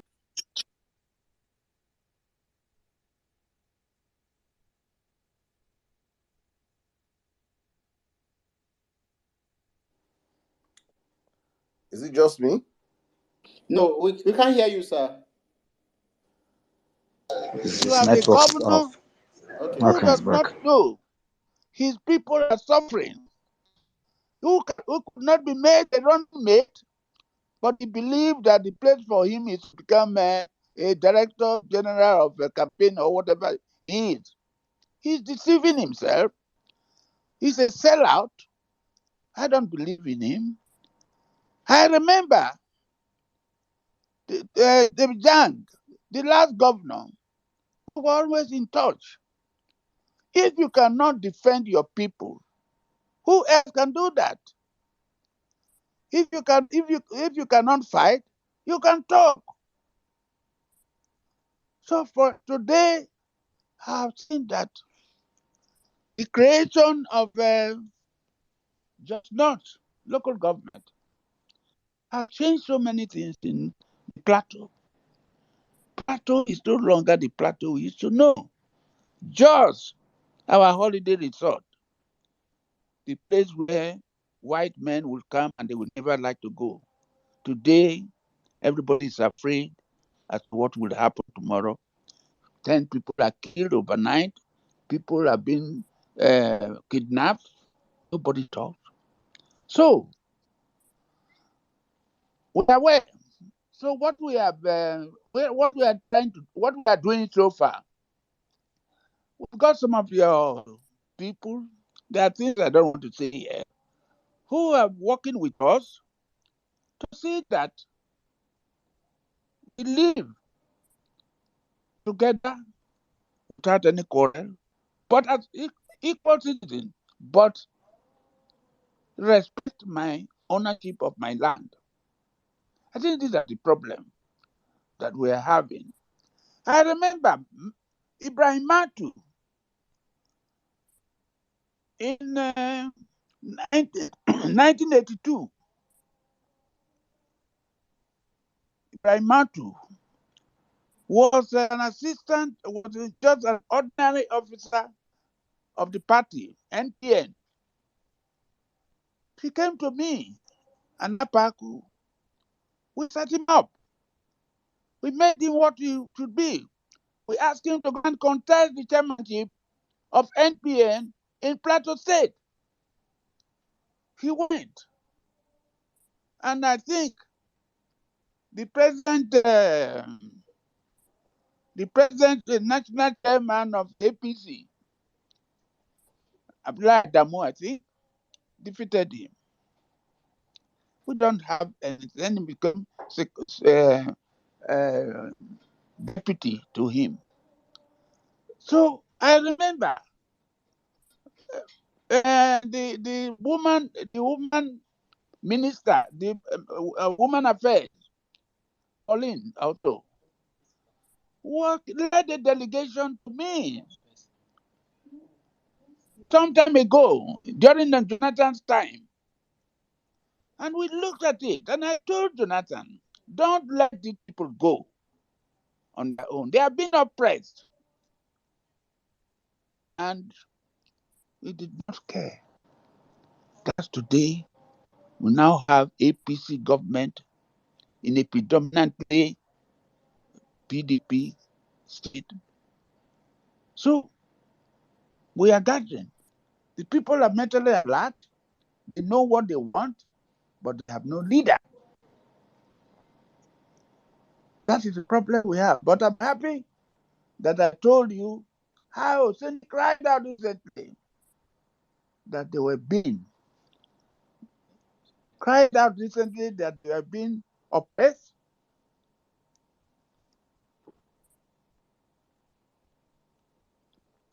They were being oppressed by their neighbors who have come to take up their land. That should not be allowed in Nigeria. I remember during Jonathan's time, or Yar'Adua's time, the problem arose. During the crisis in that year, 2007 or 2008 or 9, Shagari visited the area in Jos after the trouble. He did not show happiness at what happened. I have a very high regard for Yar'Adua at the time, but I was very disappointed that he was not being sincere. I can say anything about anybody. I fear God. I respect human beings. I was not satisfied. And that has been the problem. Oppression of the people who own the area, want to change their land, want to take over their land. God will not agree. We won't agree. That is why we now said that there should be middle belt. When we met with Ango Abdullahi in one of our meetings, which I co-chaired with him, he said that I was trying to divide the North. He said there is no middle belt. I said there is middle belt. And we argued. Today, Bitud Pogu is now the president of the Middle Belt Forum. And today, Jonathan, the president of the Southern Kaduna Union, is contesting election under Labour, and he's going to win. He's going to win. So, there is no more going back, my daughter. We will have to fight for our right. We have to fight for our right, and in doing so, government should be asked to stay clear, to see that peace comes from the place, settle everybody on equal basis. There should be no discrimination. So that is the position. The push is still there, where one man who contested the election last time, they tried to kill him. So, my daughter, Your people are not sleeping. Our people are not sleeping. Nobody can subjugate them except God. Thank you. All right. Thank you very much, sir. I think, please, guys, if you're up and you want to ask the questions, your hands should be up. Tio, please, a minute, please. Your question in a minute, please. Thank you. 1 minute, 1 minute, please. 1 minute. Yeah, thank you very much. I'm going to be very brief. Good evening, sir. Good evening. So it's such an honor to have you with us. Thank you very much for all your words, your contributions, and everything you've done in the betterment of the country. Question, please. Yeah, the question I'm going to ask is, I want to know, like, based on all the endorsement that we've been getting from different groups, are there any grassroots mobilization being going on by this group as well? And again, I would like to know what are your take about Ukowa, the current vice presidential candidate of the PDP? Thank you. Well, I can assure you that grassroots mobilization is going on. We won't sit down in Abuja and say that we endorse Obi without participating in the campaign. We are doing it. Obi is going to win. You have a 10-year-old girl who say Obi. And I remember one of my daughters was coming from Lagos 2 months ago or 3 months ago. And at the airport, a bus came to take them to the plane. And what happened? Obi came in. He doesn't know him. When he entered, everywhere, obedient. So he asked, who said Obi? So when they got to the plane, everybody, the same thing. And when they got to Lagos, the crowd was so much that she had to find a place to come home. That shows how popular a man is. It's a movement. It's not a political party as such. It's a movement. God has taken a decision that Nigeria must have a new leader. A leader that will be acceptable by the whole world. A leader who can speak on our behalf without shame, without fear or favor. A leader who believes in one Nigeria, where everybody is his son or daughter. That's the leader we are looking for. And Obi has all the qualities, physically and mentally. He has everything. Thank you, sir. Thank you so much, sir. Can we have the next? Yeah, Madam Bonale, please, in a minute, please. Thank you. I'll try and keep it brief. Good evening, sir. Thank you so much for being here. Thank you so much for being here with us. Those nuggets of wisdom that you're dropping, I mean, I feel like I'm at the feet of my grandfather listening to you. Right. So my question is this. One thing that has been exposed during this particular election period is the level of bigotry where we are experiencing vile rhetoric. And as a Yoruba woman who supports Peter Obi, I know how much insults we, people of my tribe who have made the same decision, have faced. Right.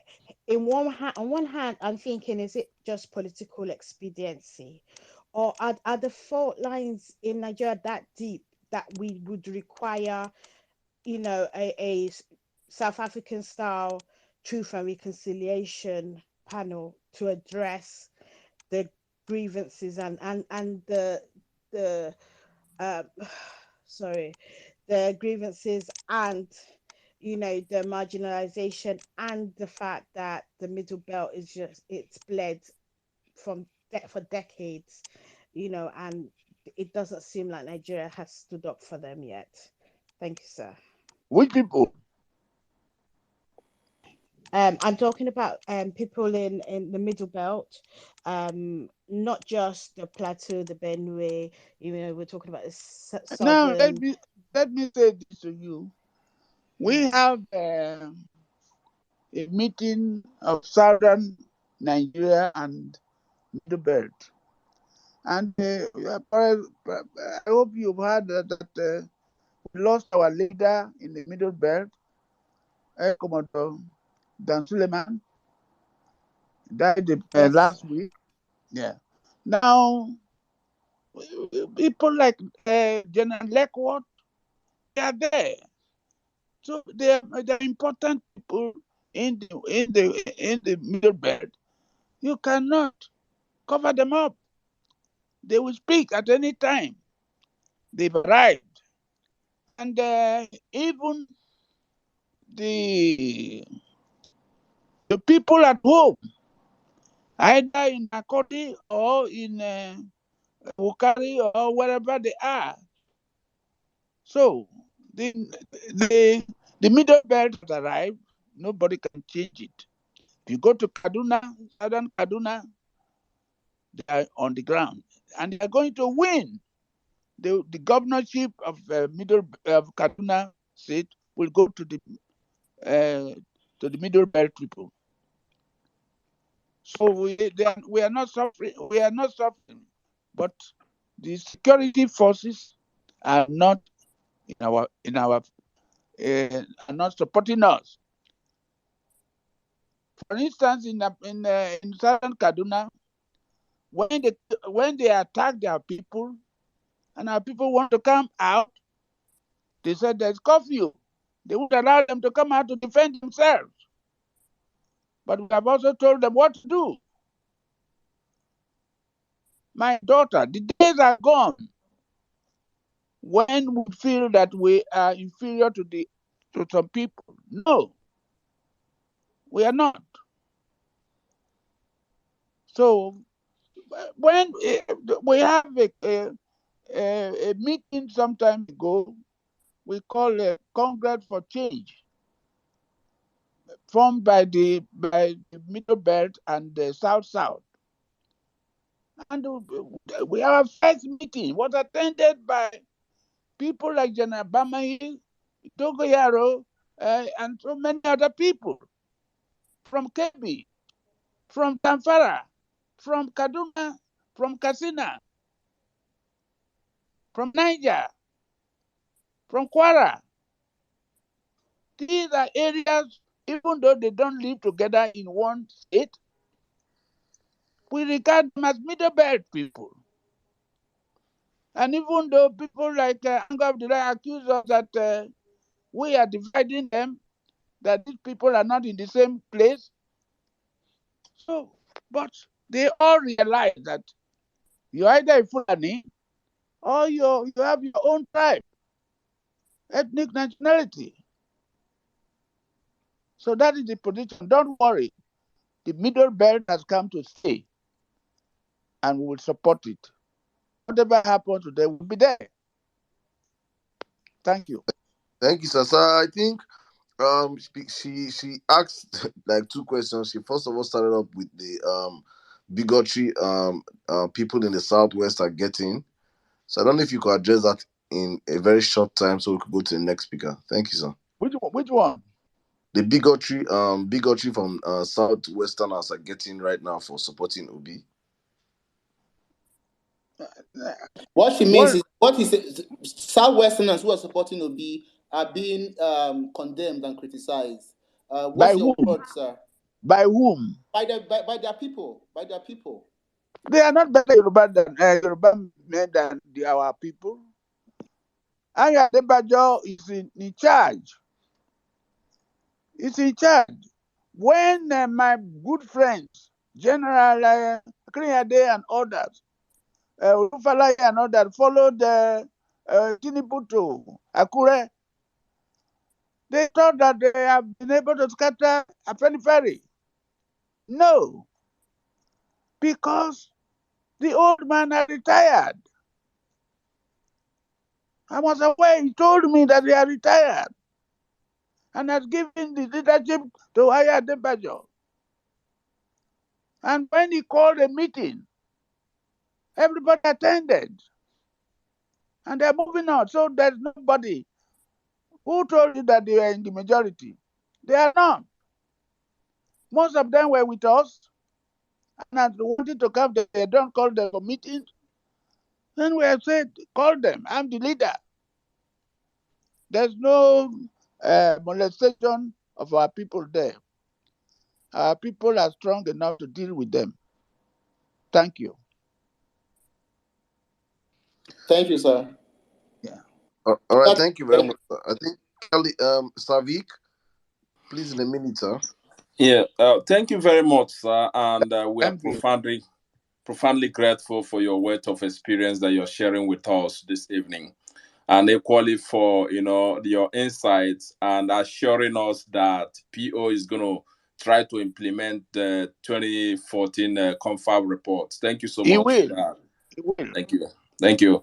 I just wanted to kind of get your insight and advice on what is going on with some of our Niger Delta brothers that are in the creeks that are coming out to declare their support for Bola Ahmed Tinubu, after knowing the whole baggages that he comes with. Will you kind of share some advice to them and kind of make them understand the new Nigeria we are seeking for right now, that is PO, that is actually going to guarantee that? Because there's a lot of example is Asari Dokubo and his likes. I don't know what kind of advice you can share with them for now, so that all of us can listen to that. Thank you. Thank you very much. First and foremost, the last questioner said that talked about Okowa. And quickly, I want to say this. Okowa, who is the governor of Delta State, I was instrumental to his being chosen as governor. I worked for him. So he's my governor. But he has not been straightforward with his colleagues and with us. Why? On his own, he invited his colleagues, 16 of them, to come to Asaba. 17 of them took a decision that the presidency of Nigeria must come to the south. He prepared he provided the secretariat, supervised it, the communique to be written. After writing the communique, they gave it to the governor of Ondo State, who was the chairman, to read, and he did. They went to Lagos to affirm it. Later, they went to Enugu to affirm it. Now we, Southern and Middle Belt, supported them and said no one from the South should become a running mate to Atiku, who does not want a Southerner to become president, to Atiku or to anybody who is not a Southerner. And not knowing that, Okowa has been spending our money, giving to Atiku to fight for his nomination. He was not sincere to his colleagues. He did that to divert the attention that he was doing this. So he was not sincere. He betrayed his colleagues. He betrayed us. That's the grievances we have against him. And we will see to it that PDP, or not PDP as such, Atiku and Okowa will not win any election in the South. Now, coming to the second one you mentioned, that was about Azari Dokubo and other militants. Listen, I don't want to comment on that because I'm the father of all of them. I have not seen anything done by Azari Dokubo. Azari Dokubo cannot influence the militants or the youths in the South Side. They know their rights. A group of them came today and went to the INEC to give a press conference about the judgment of the Supreme Court. which says that there should be a rearrangement of wards and so on. In Warri, 3 wards, 3 local government. So Asare Dokubo does not stay in Ijaw land.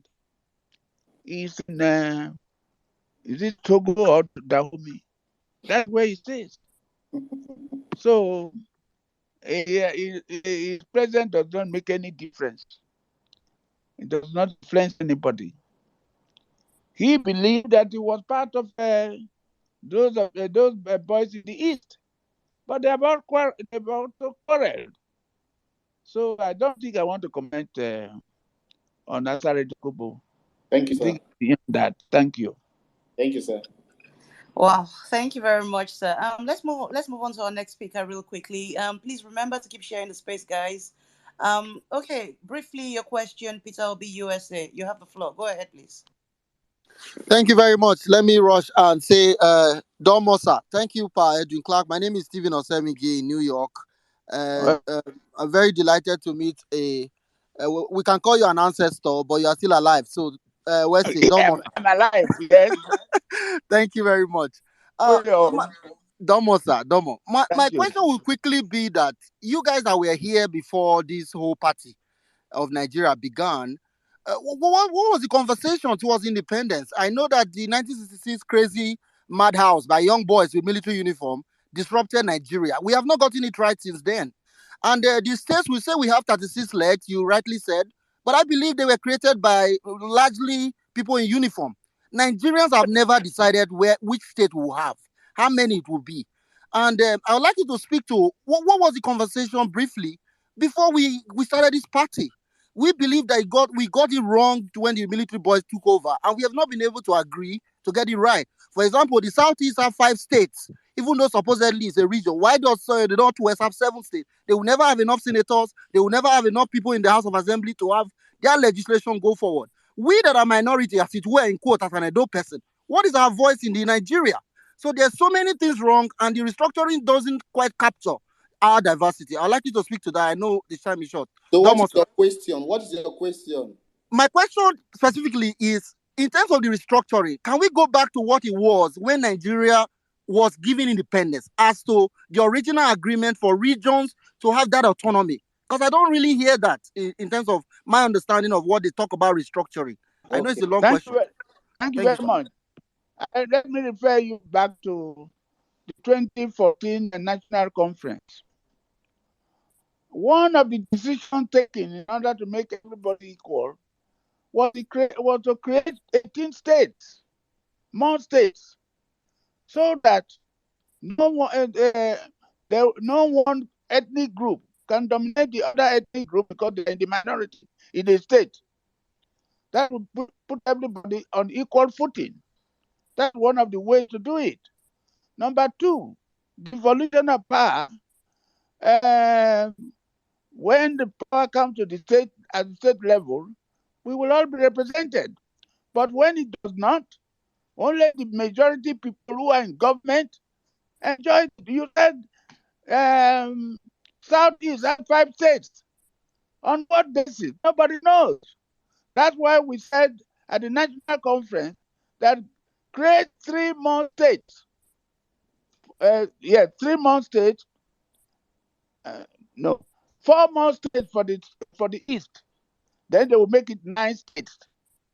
Create 2, and no 3 for the other regions, and 2 for Northwest, so that every region will have 9 states.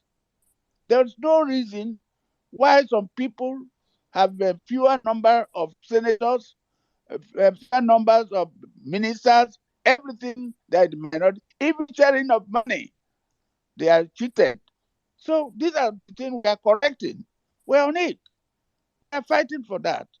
But we don't want to use this election to fight for that. We are not talking about that now.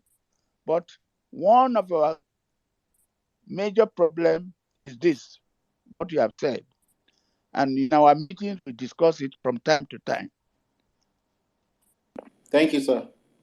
Thank you. Thank you so much, sir. I don't think we'll have enough time to take more than two more speakers, because I think we're wrapping up in 9 minutes. So let's just take two more. Max or Bessie, your hand has been up for a while. Good evening. You have the floor. Hi, good evening, Please, everyone. very brief, please. Less than a minute. Yeah. Thank you. Hi, good evening, everyone. Koidesa. Stereo. Tobrao. Thank you. Yeah. Emisa. Yeah. I'm just going to just ask a very quick question, sir. I know that you have many children across the Niger Delta, myself included. One of your big, some of your big children are from Bayelsa State in particular. And I know that the former governor of Bayelsa State is your son, and the current governor himself is your son. They are my children. I'm really they were. I can say they were. I'm a little bit worried about their public posture because they've claimed, when they talk to people in Bayelsa State on public occasion, they've claimed that they are your children, and they've always referred to you as a leader in the Ijaw nation. And this election has been able to expose something, that their public display of patriotism to the Ijaw nation is different from what they've done covertly. I'm worried you've endorsed Peter Obi publicly and you're doing everything to support Peter Obi.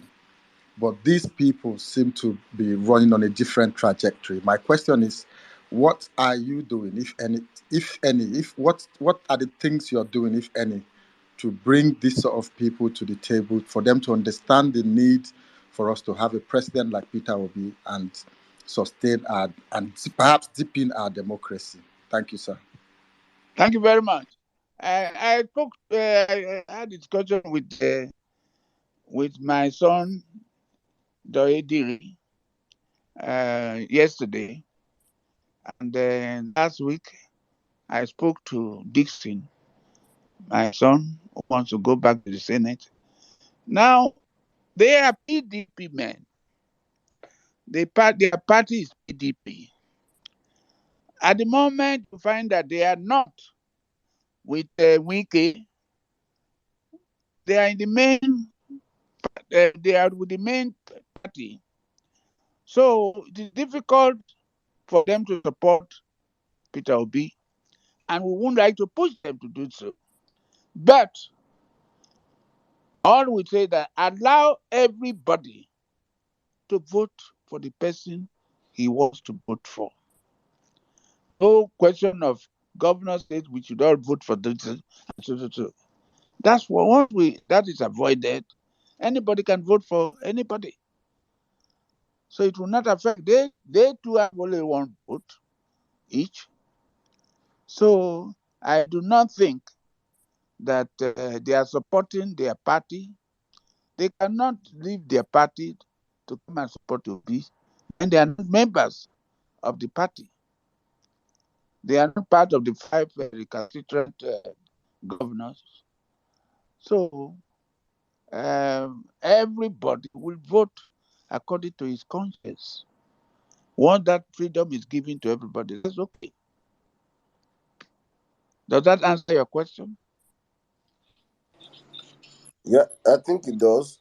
It does answer. It does answer. All right, And Kelly, then pray real quick. Daddy said something about governor say, governor no say.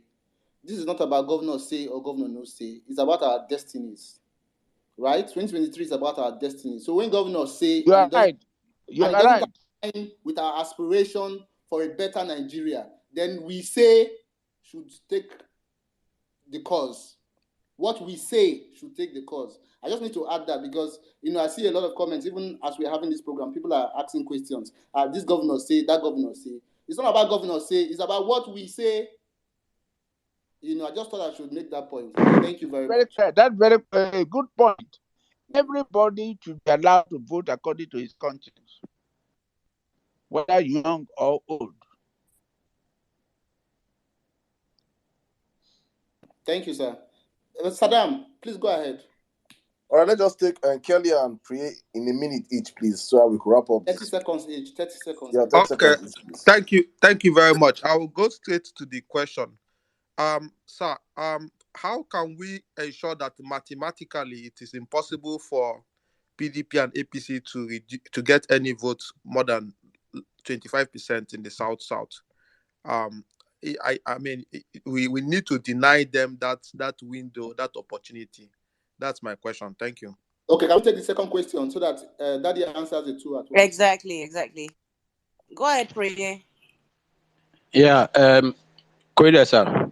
Priye Perman, I'm speaking from Brutu. I'm from Delta. Okay. Sir, yes, the reason why I'm gauging is Max had already asked part of it, but I just want to take it further. You said you are engaging some of the leaders already, highly placed leaders, but within this 1-2 weeks, can we put up an event, no matter how small, but once it's engaged in your name, it will pull some of our local leaders, some chiefs, and those people to want to put their weight behind it. Some of them are not in PDP, but they are leaders of thought in communities. Can we put up an event? I don't know if it's okay with you within the next 1-2 weeks to actually engage minds in the Niger Delta. Thank you very much, sir. Thank you very much. Sir. Yes, something being done in that regard. Today, Mr. Entebbe is the representative of Peter B in the South. So they're already working out something to see that there are organizations, there are committees to move around to the villages, to the clans, to the wards for the next 2 weeks to see particularly the logo of Peter B to be properly people to be properly educated about it. So I agree with you. Something is going to be done, if not being done already.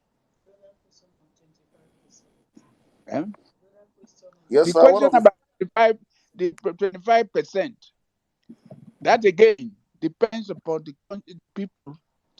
If majority, as we now see, they may not get 25%, but because the governors of some of these places still control a number of their people, they may be able to get 25% for them.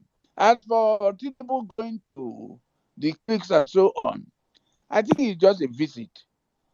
It does not give him any advantage by anybody. So as far as I am concerned, the issue of 25% depends upon the voting pattern of the people.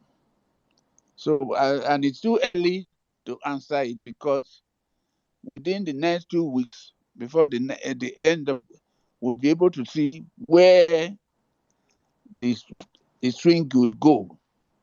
It is so early now. Thank you. Thank you very much.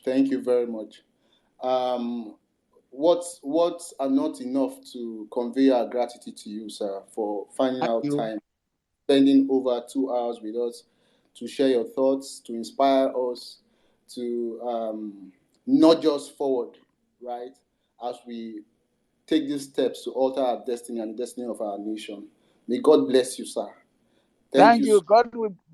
God will protect you, guide you, give you the courage, the wisdom to perform your duties to the satisfaction of Nigerians.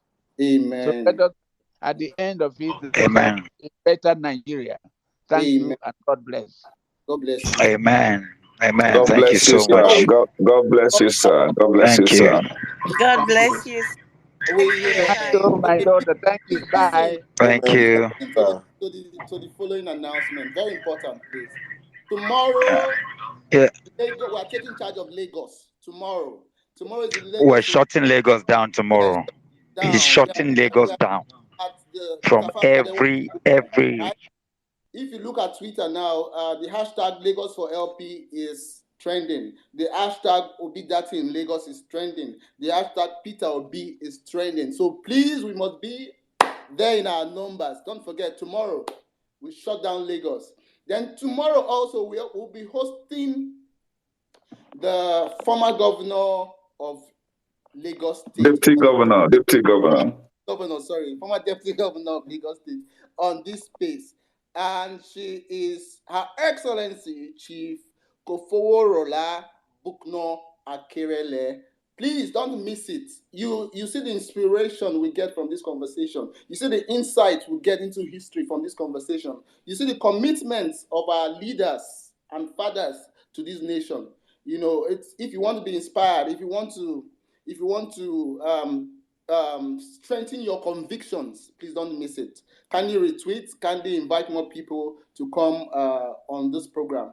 Another thing too, we have the Town Hall app, which we are using to promote conversations around the election. And it's also going to be a tool that will be very vital on election day.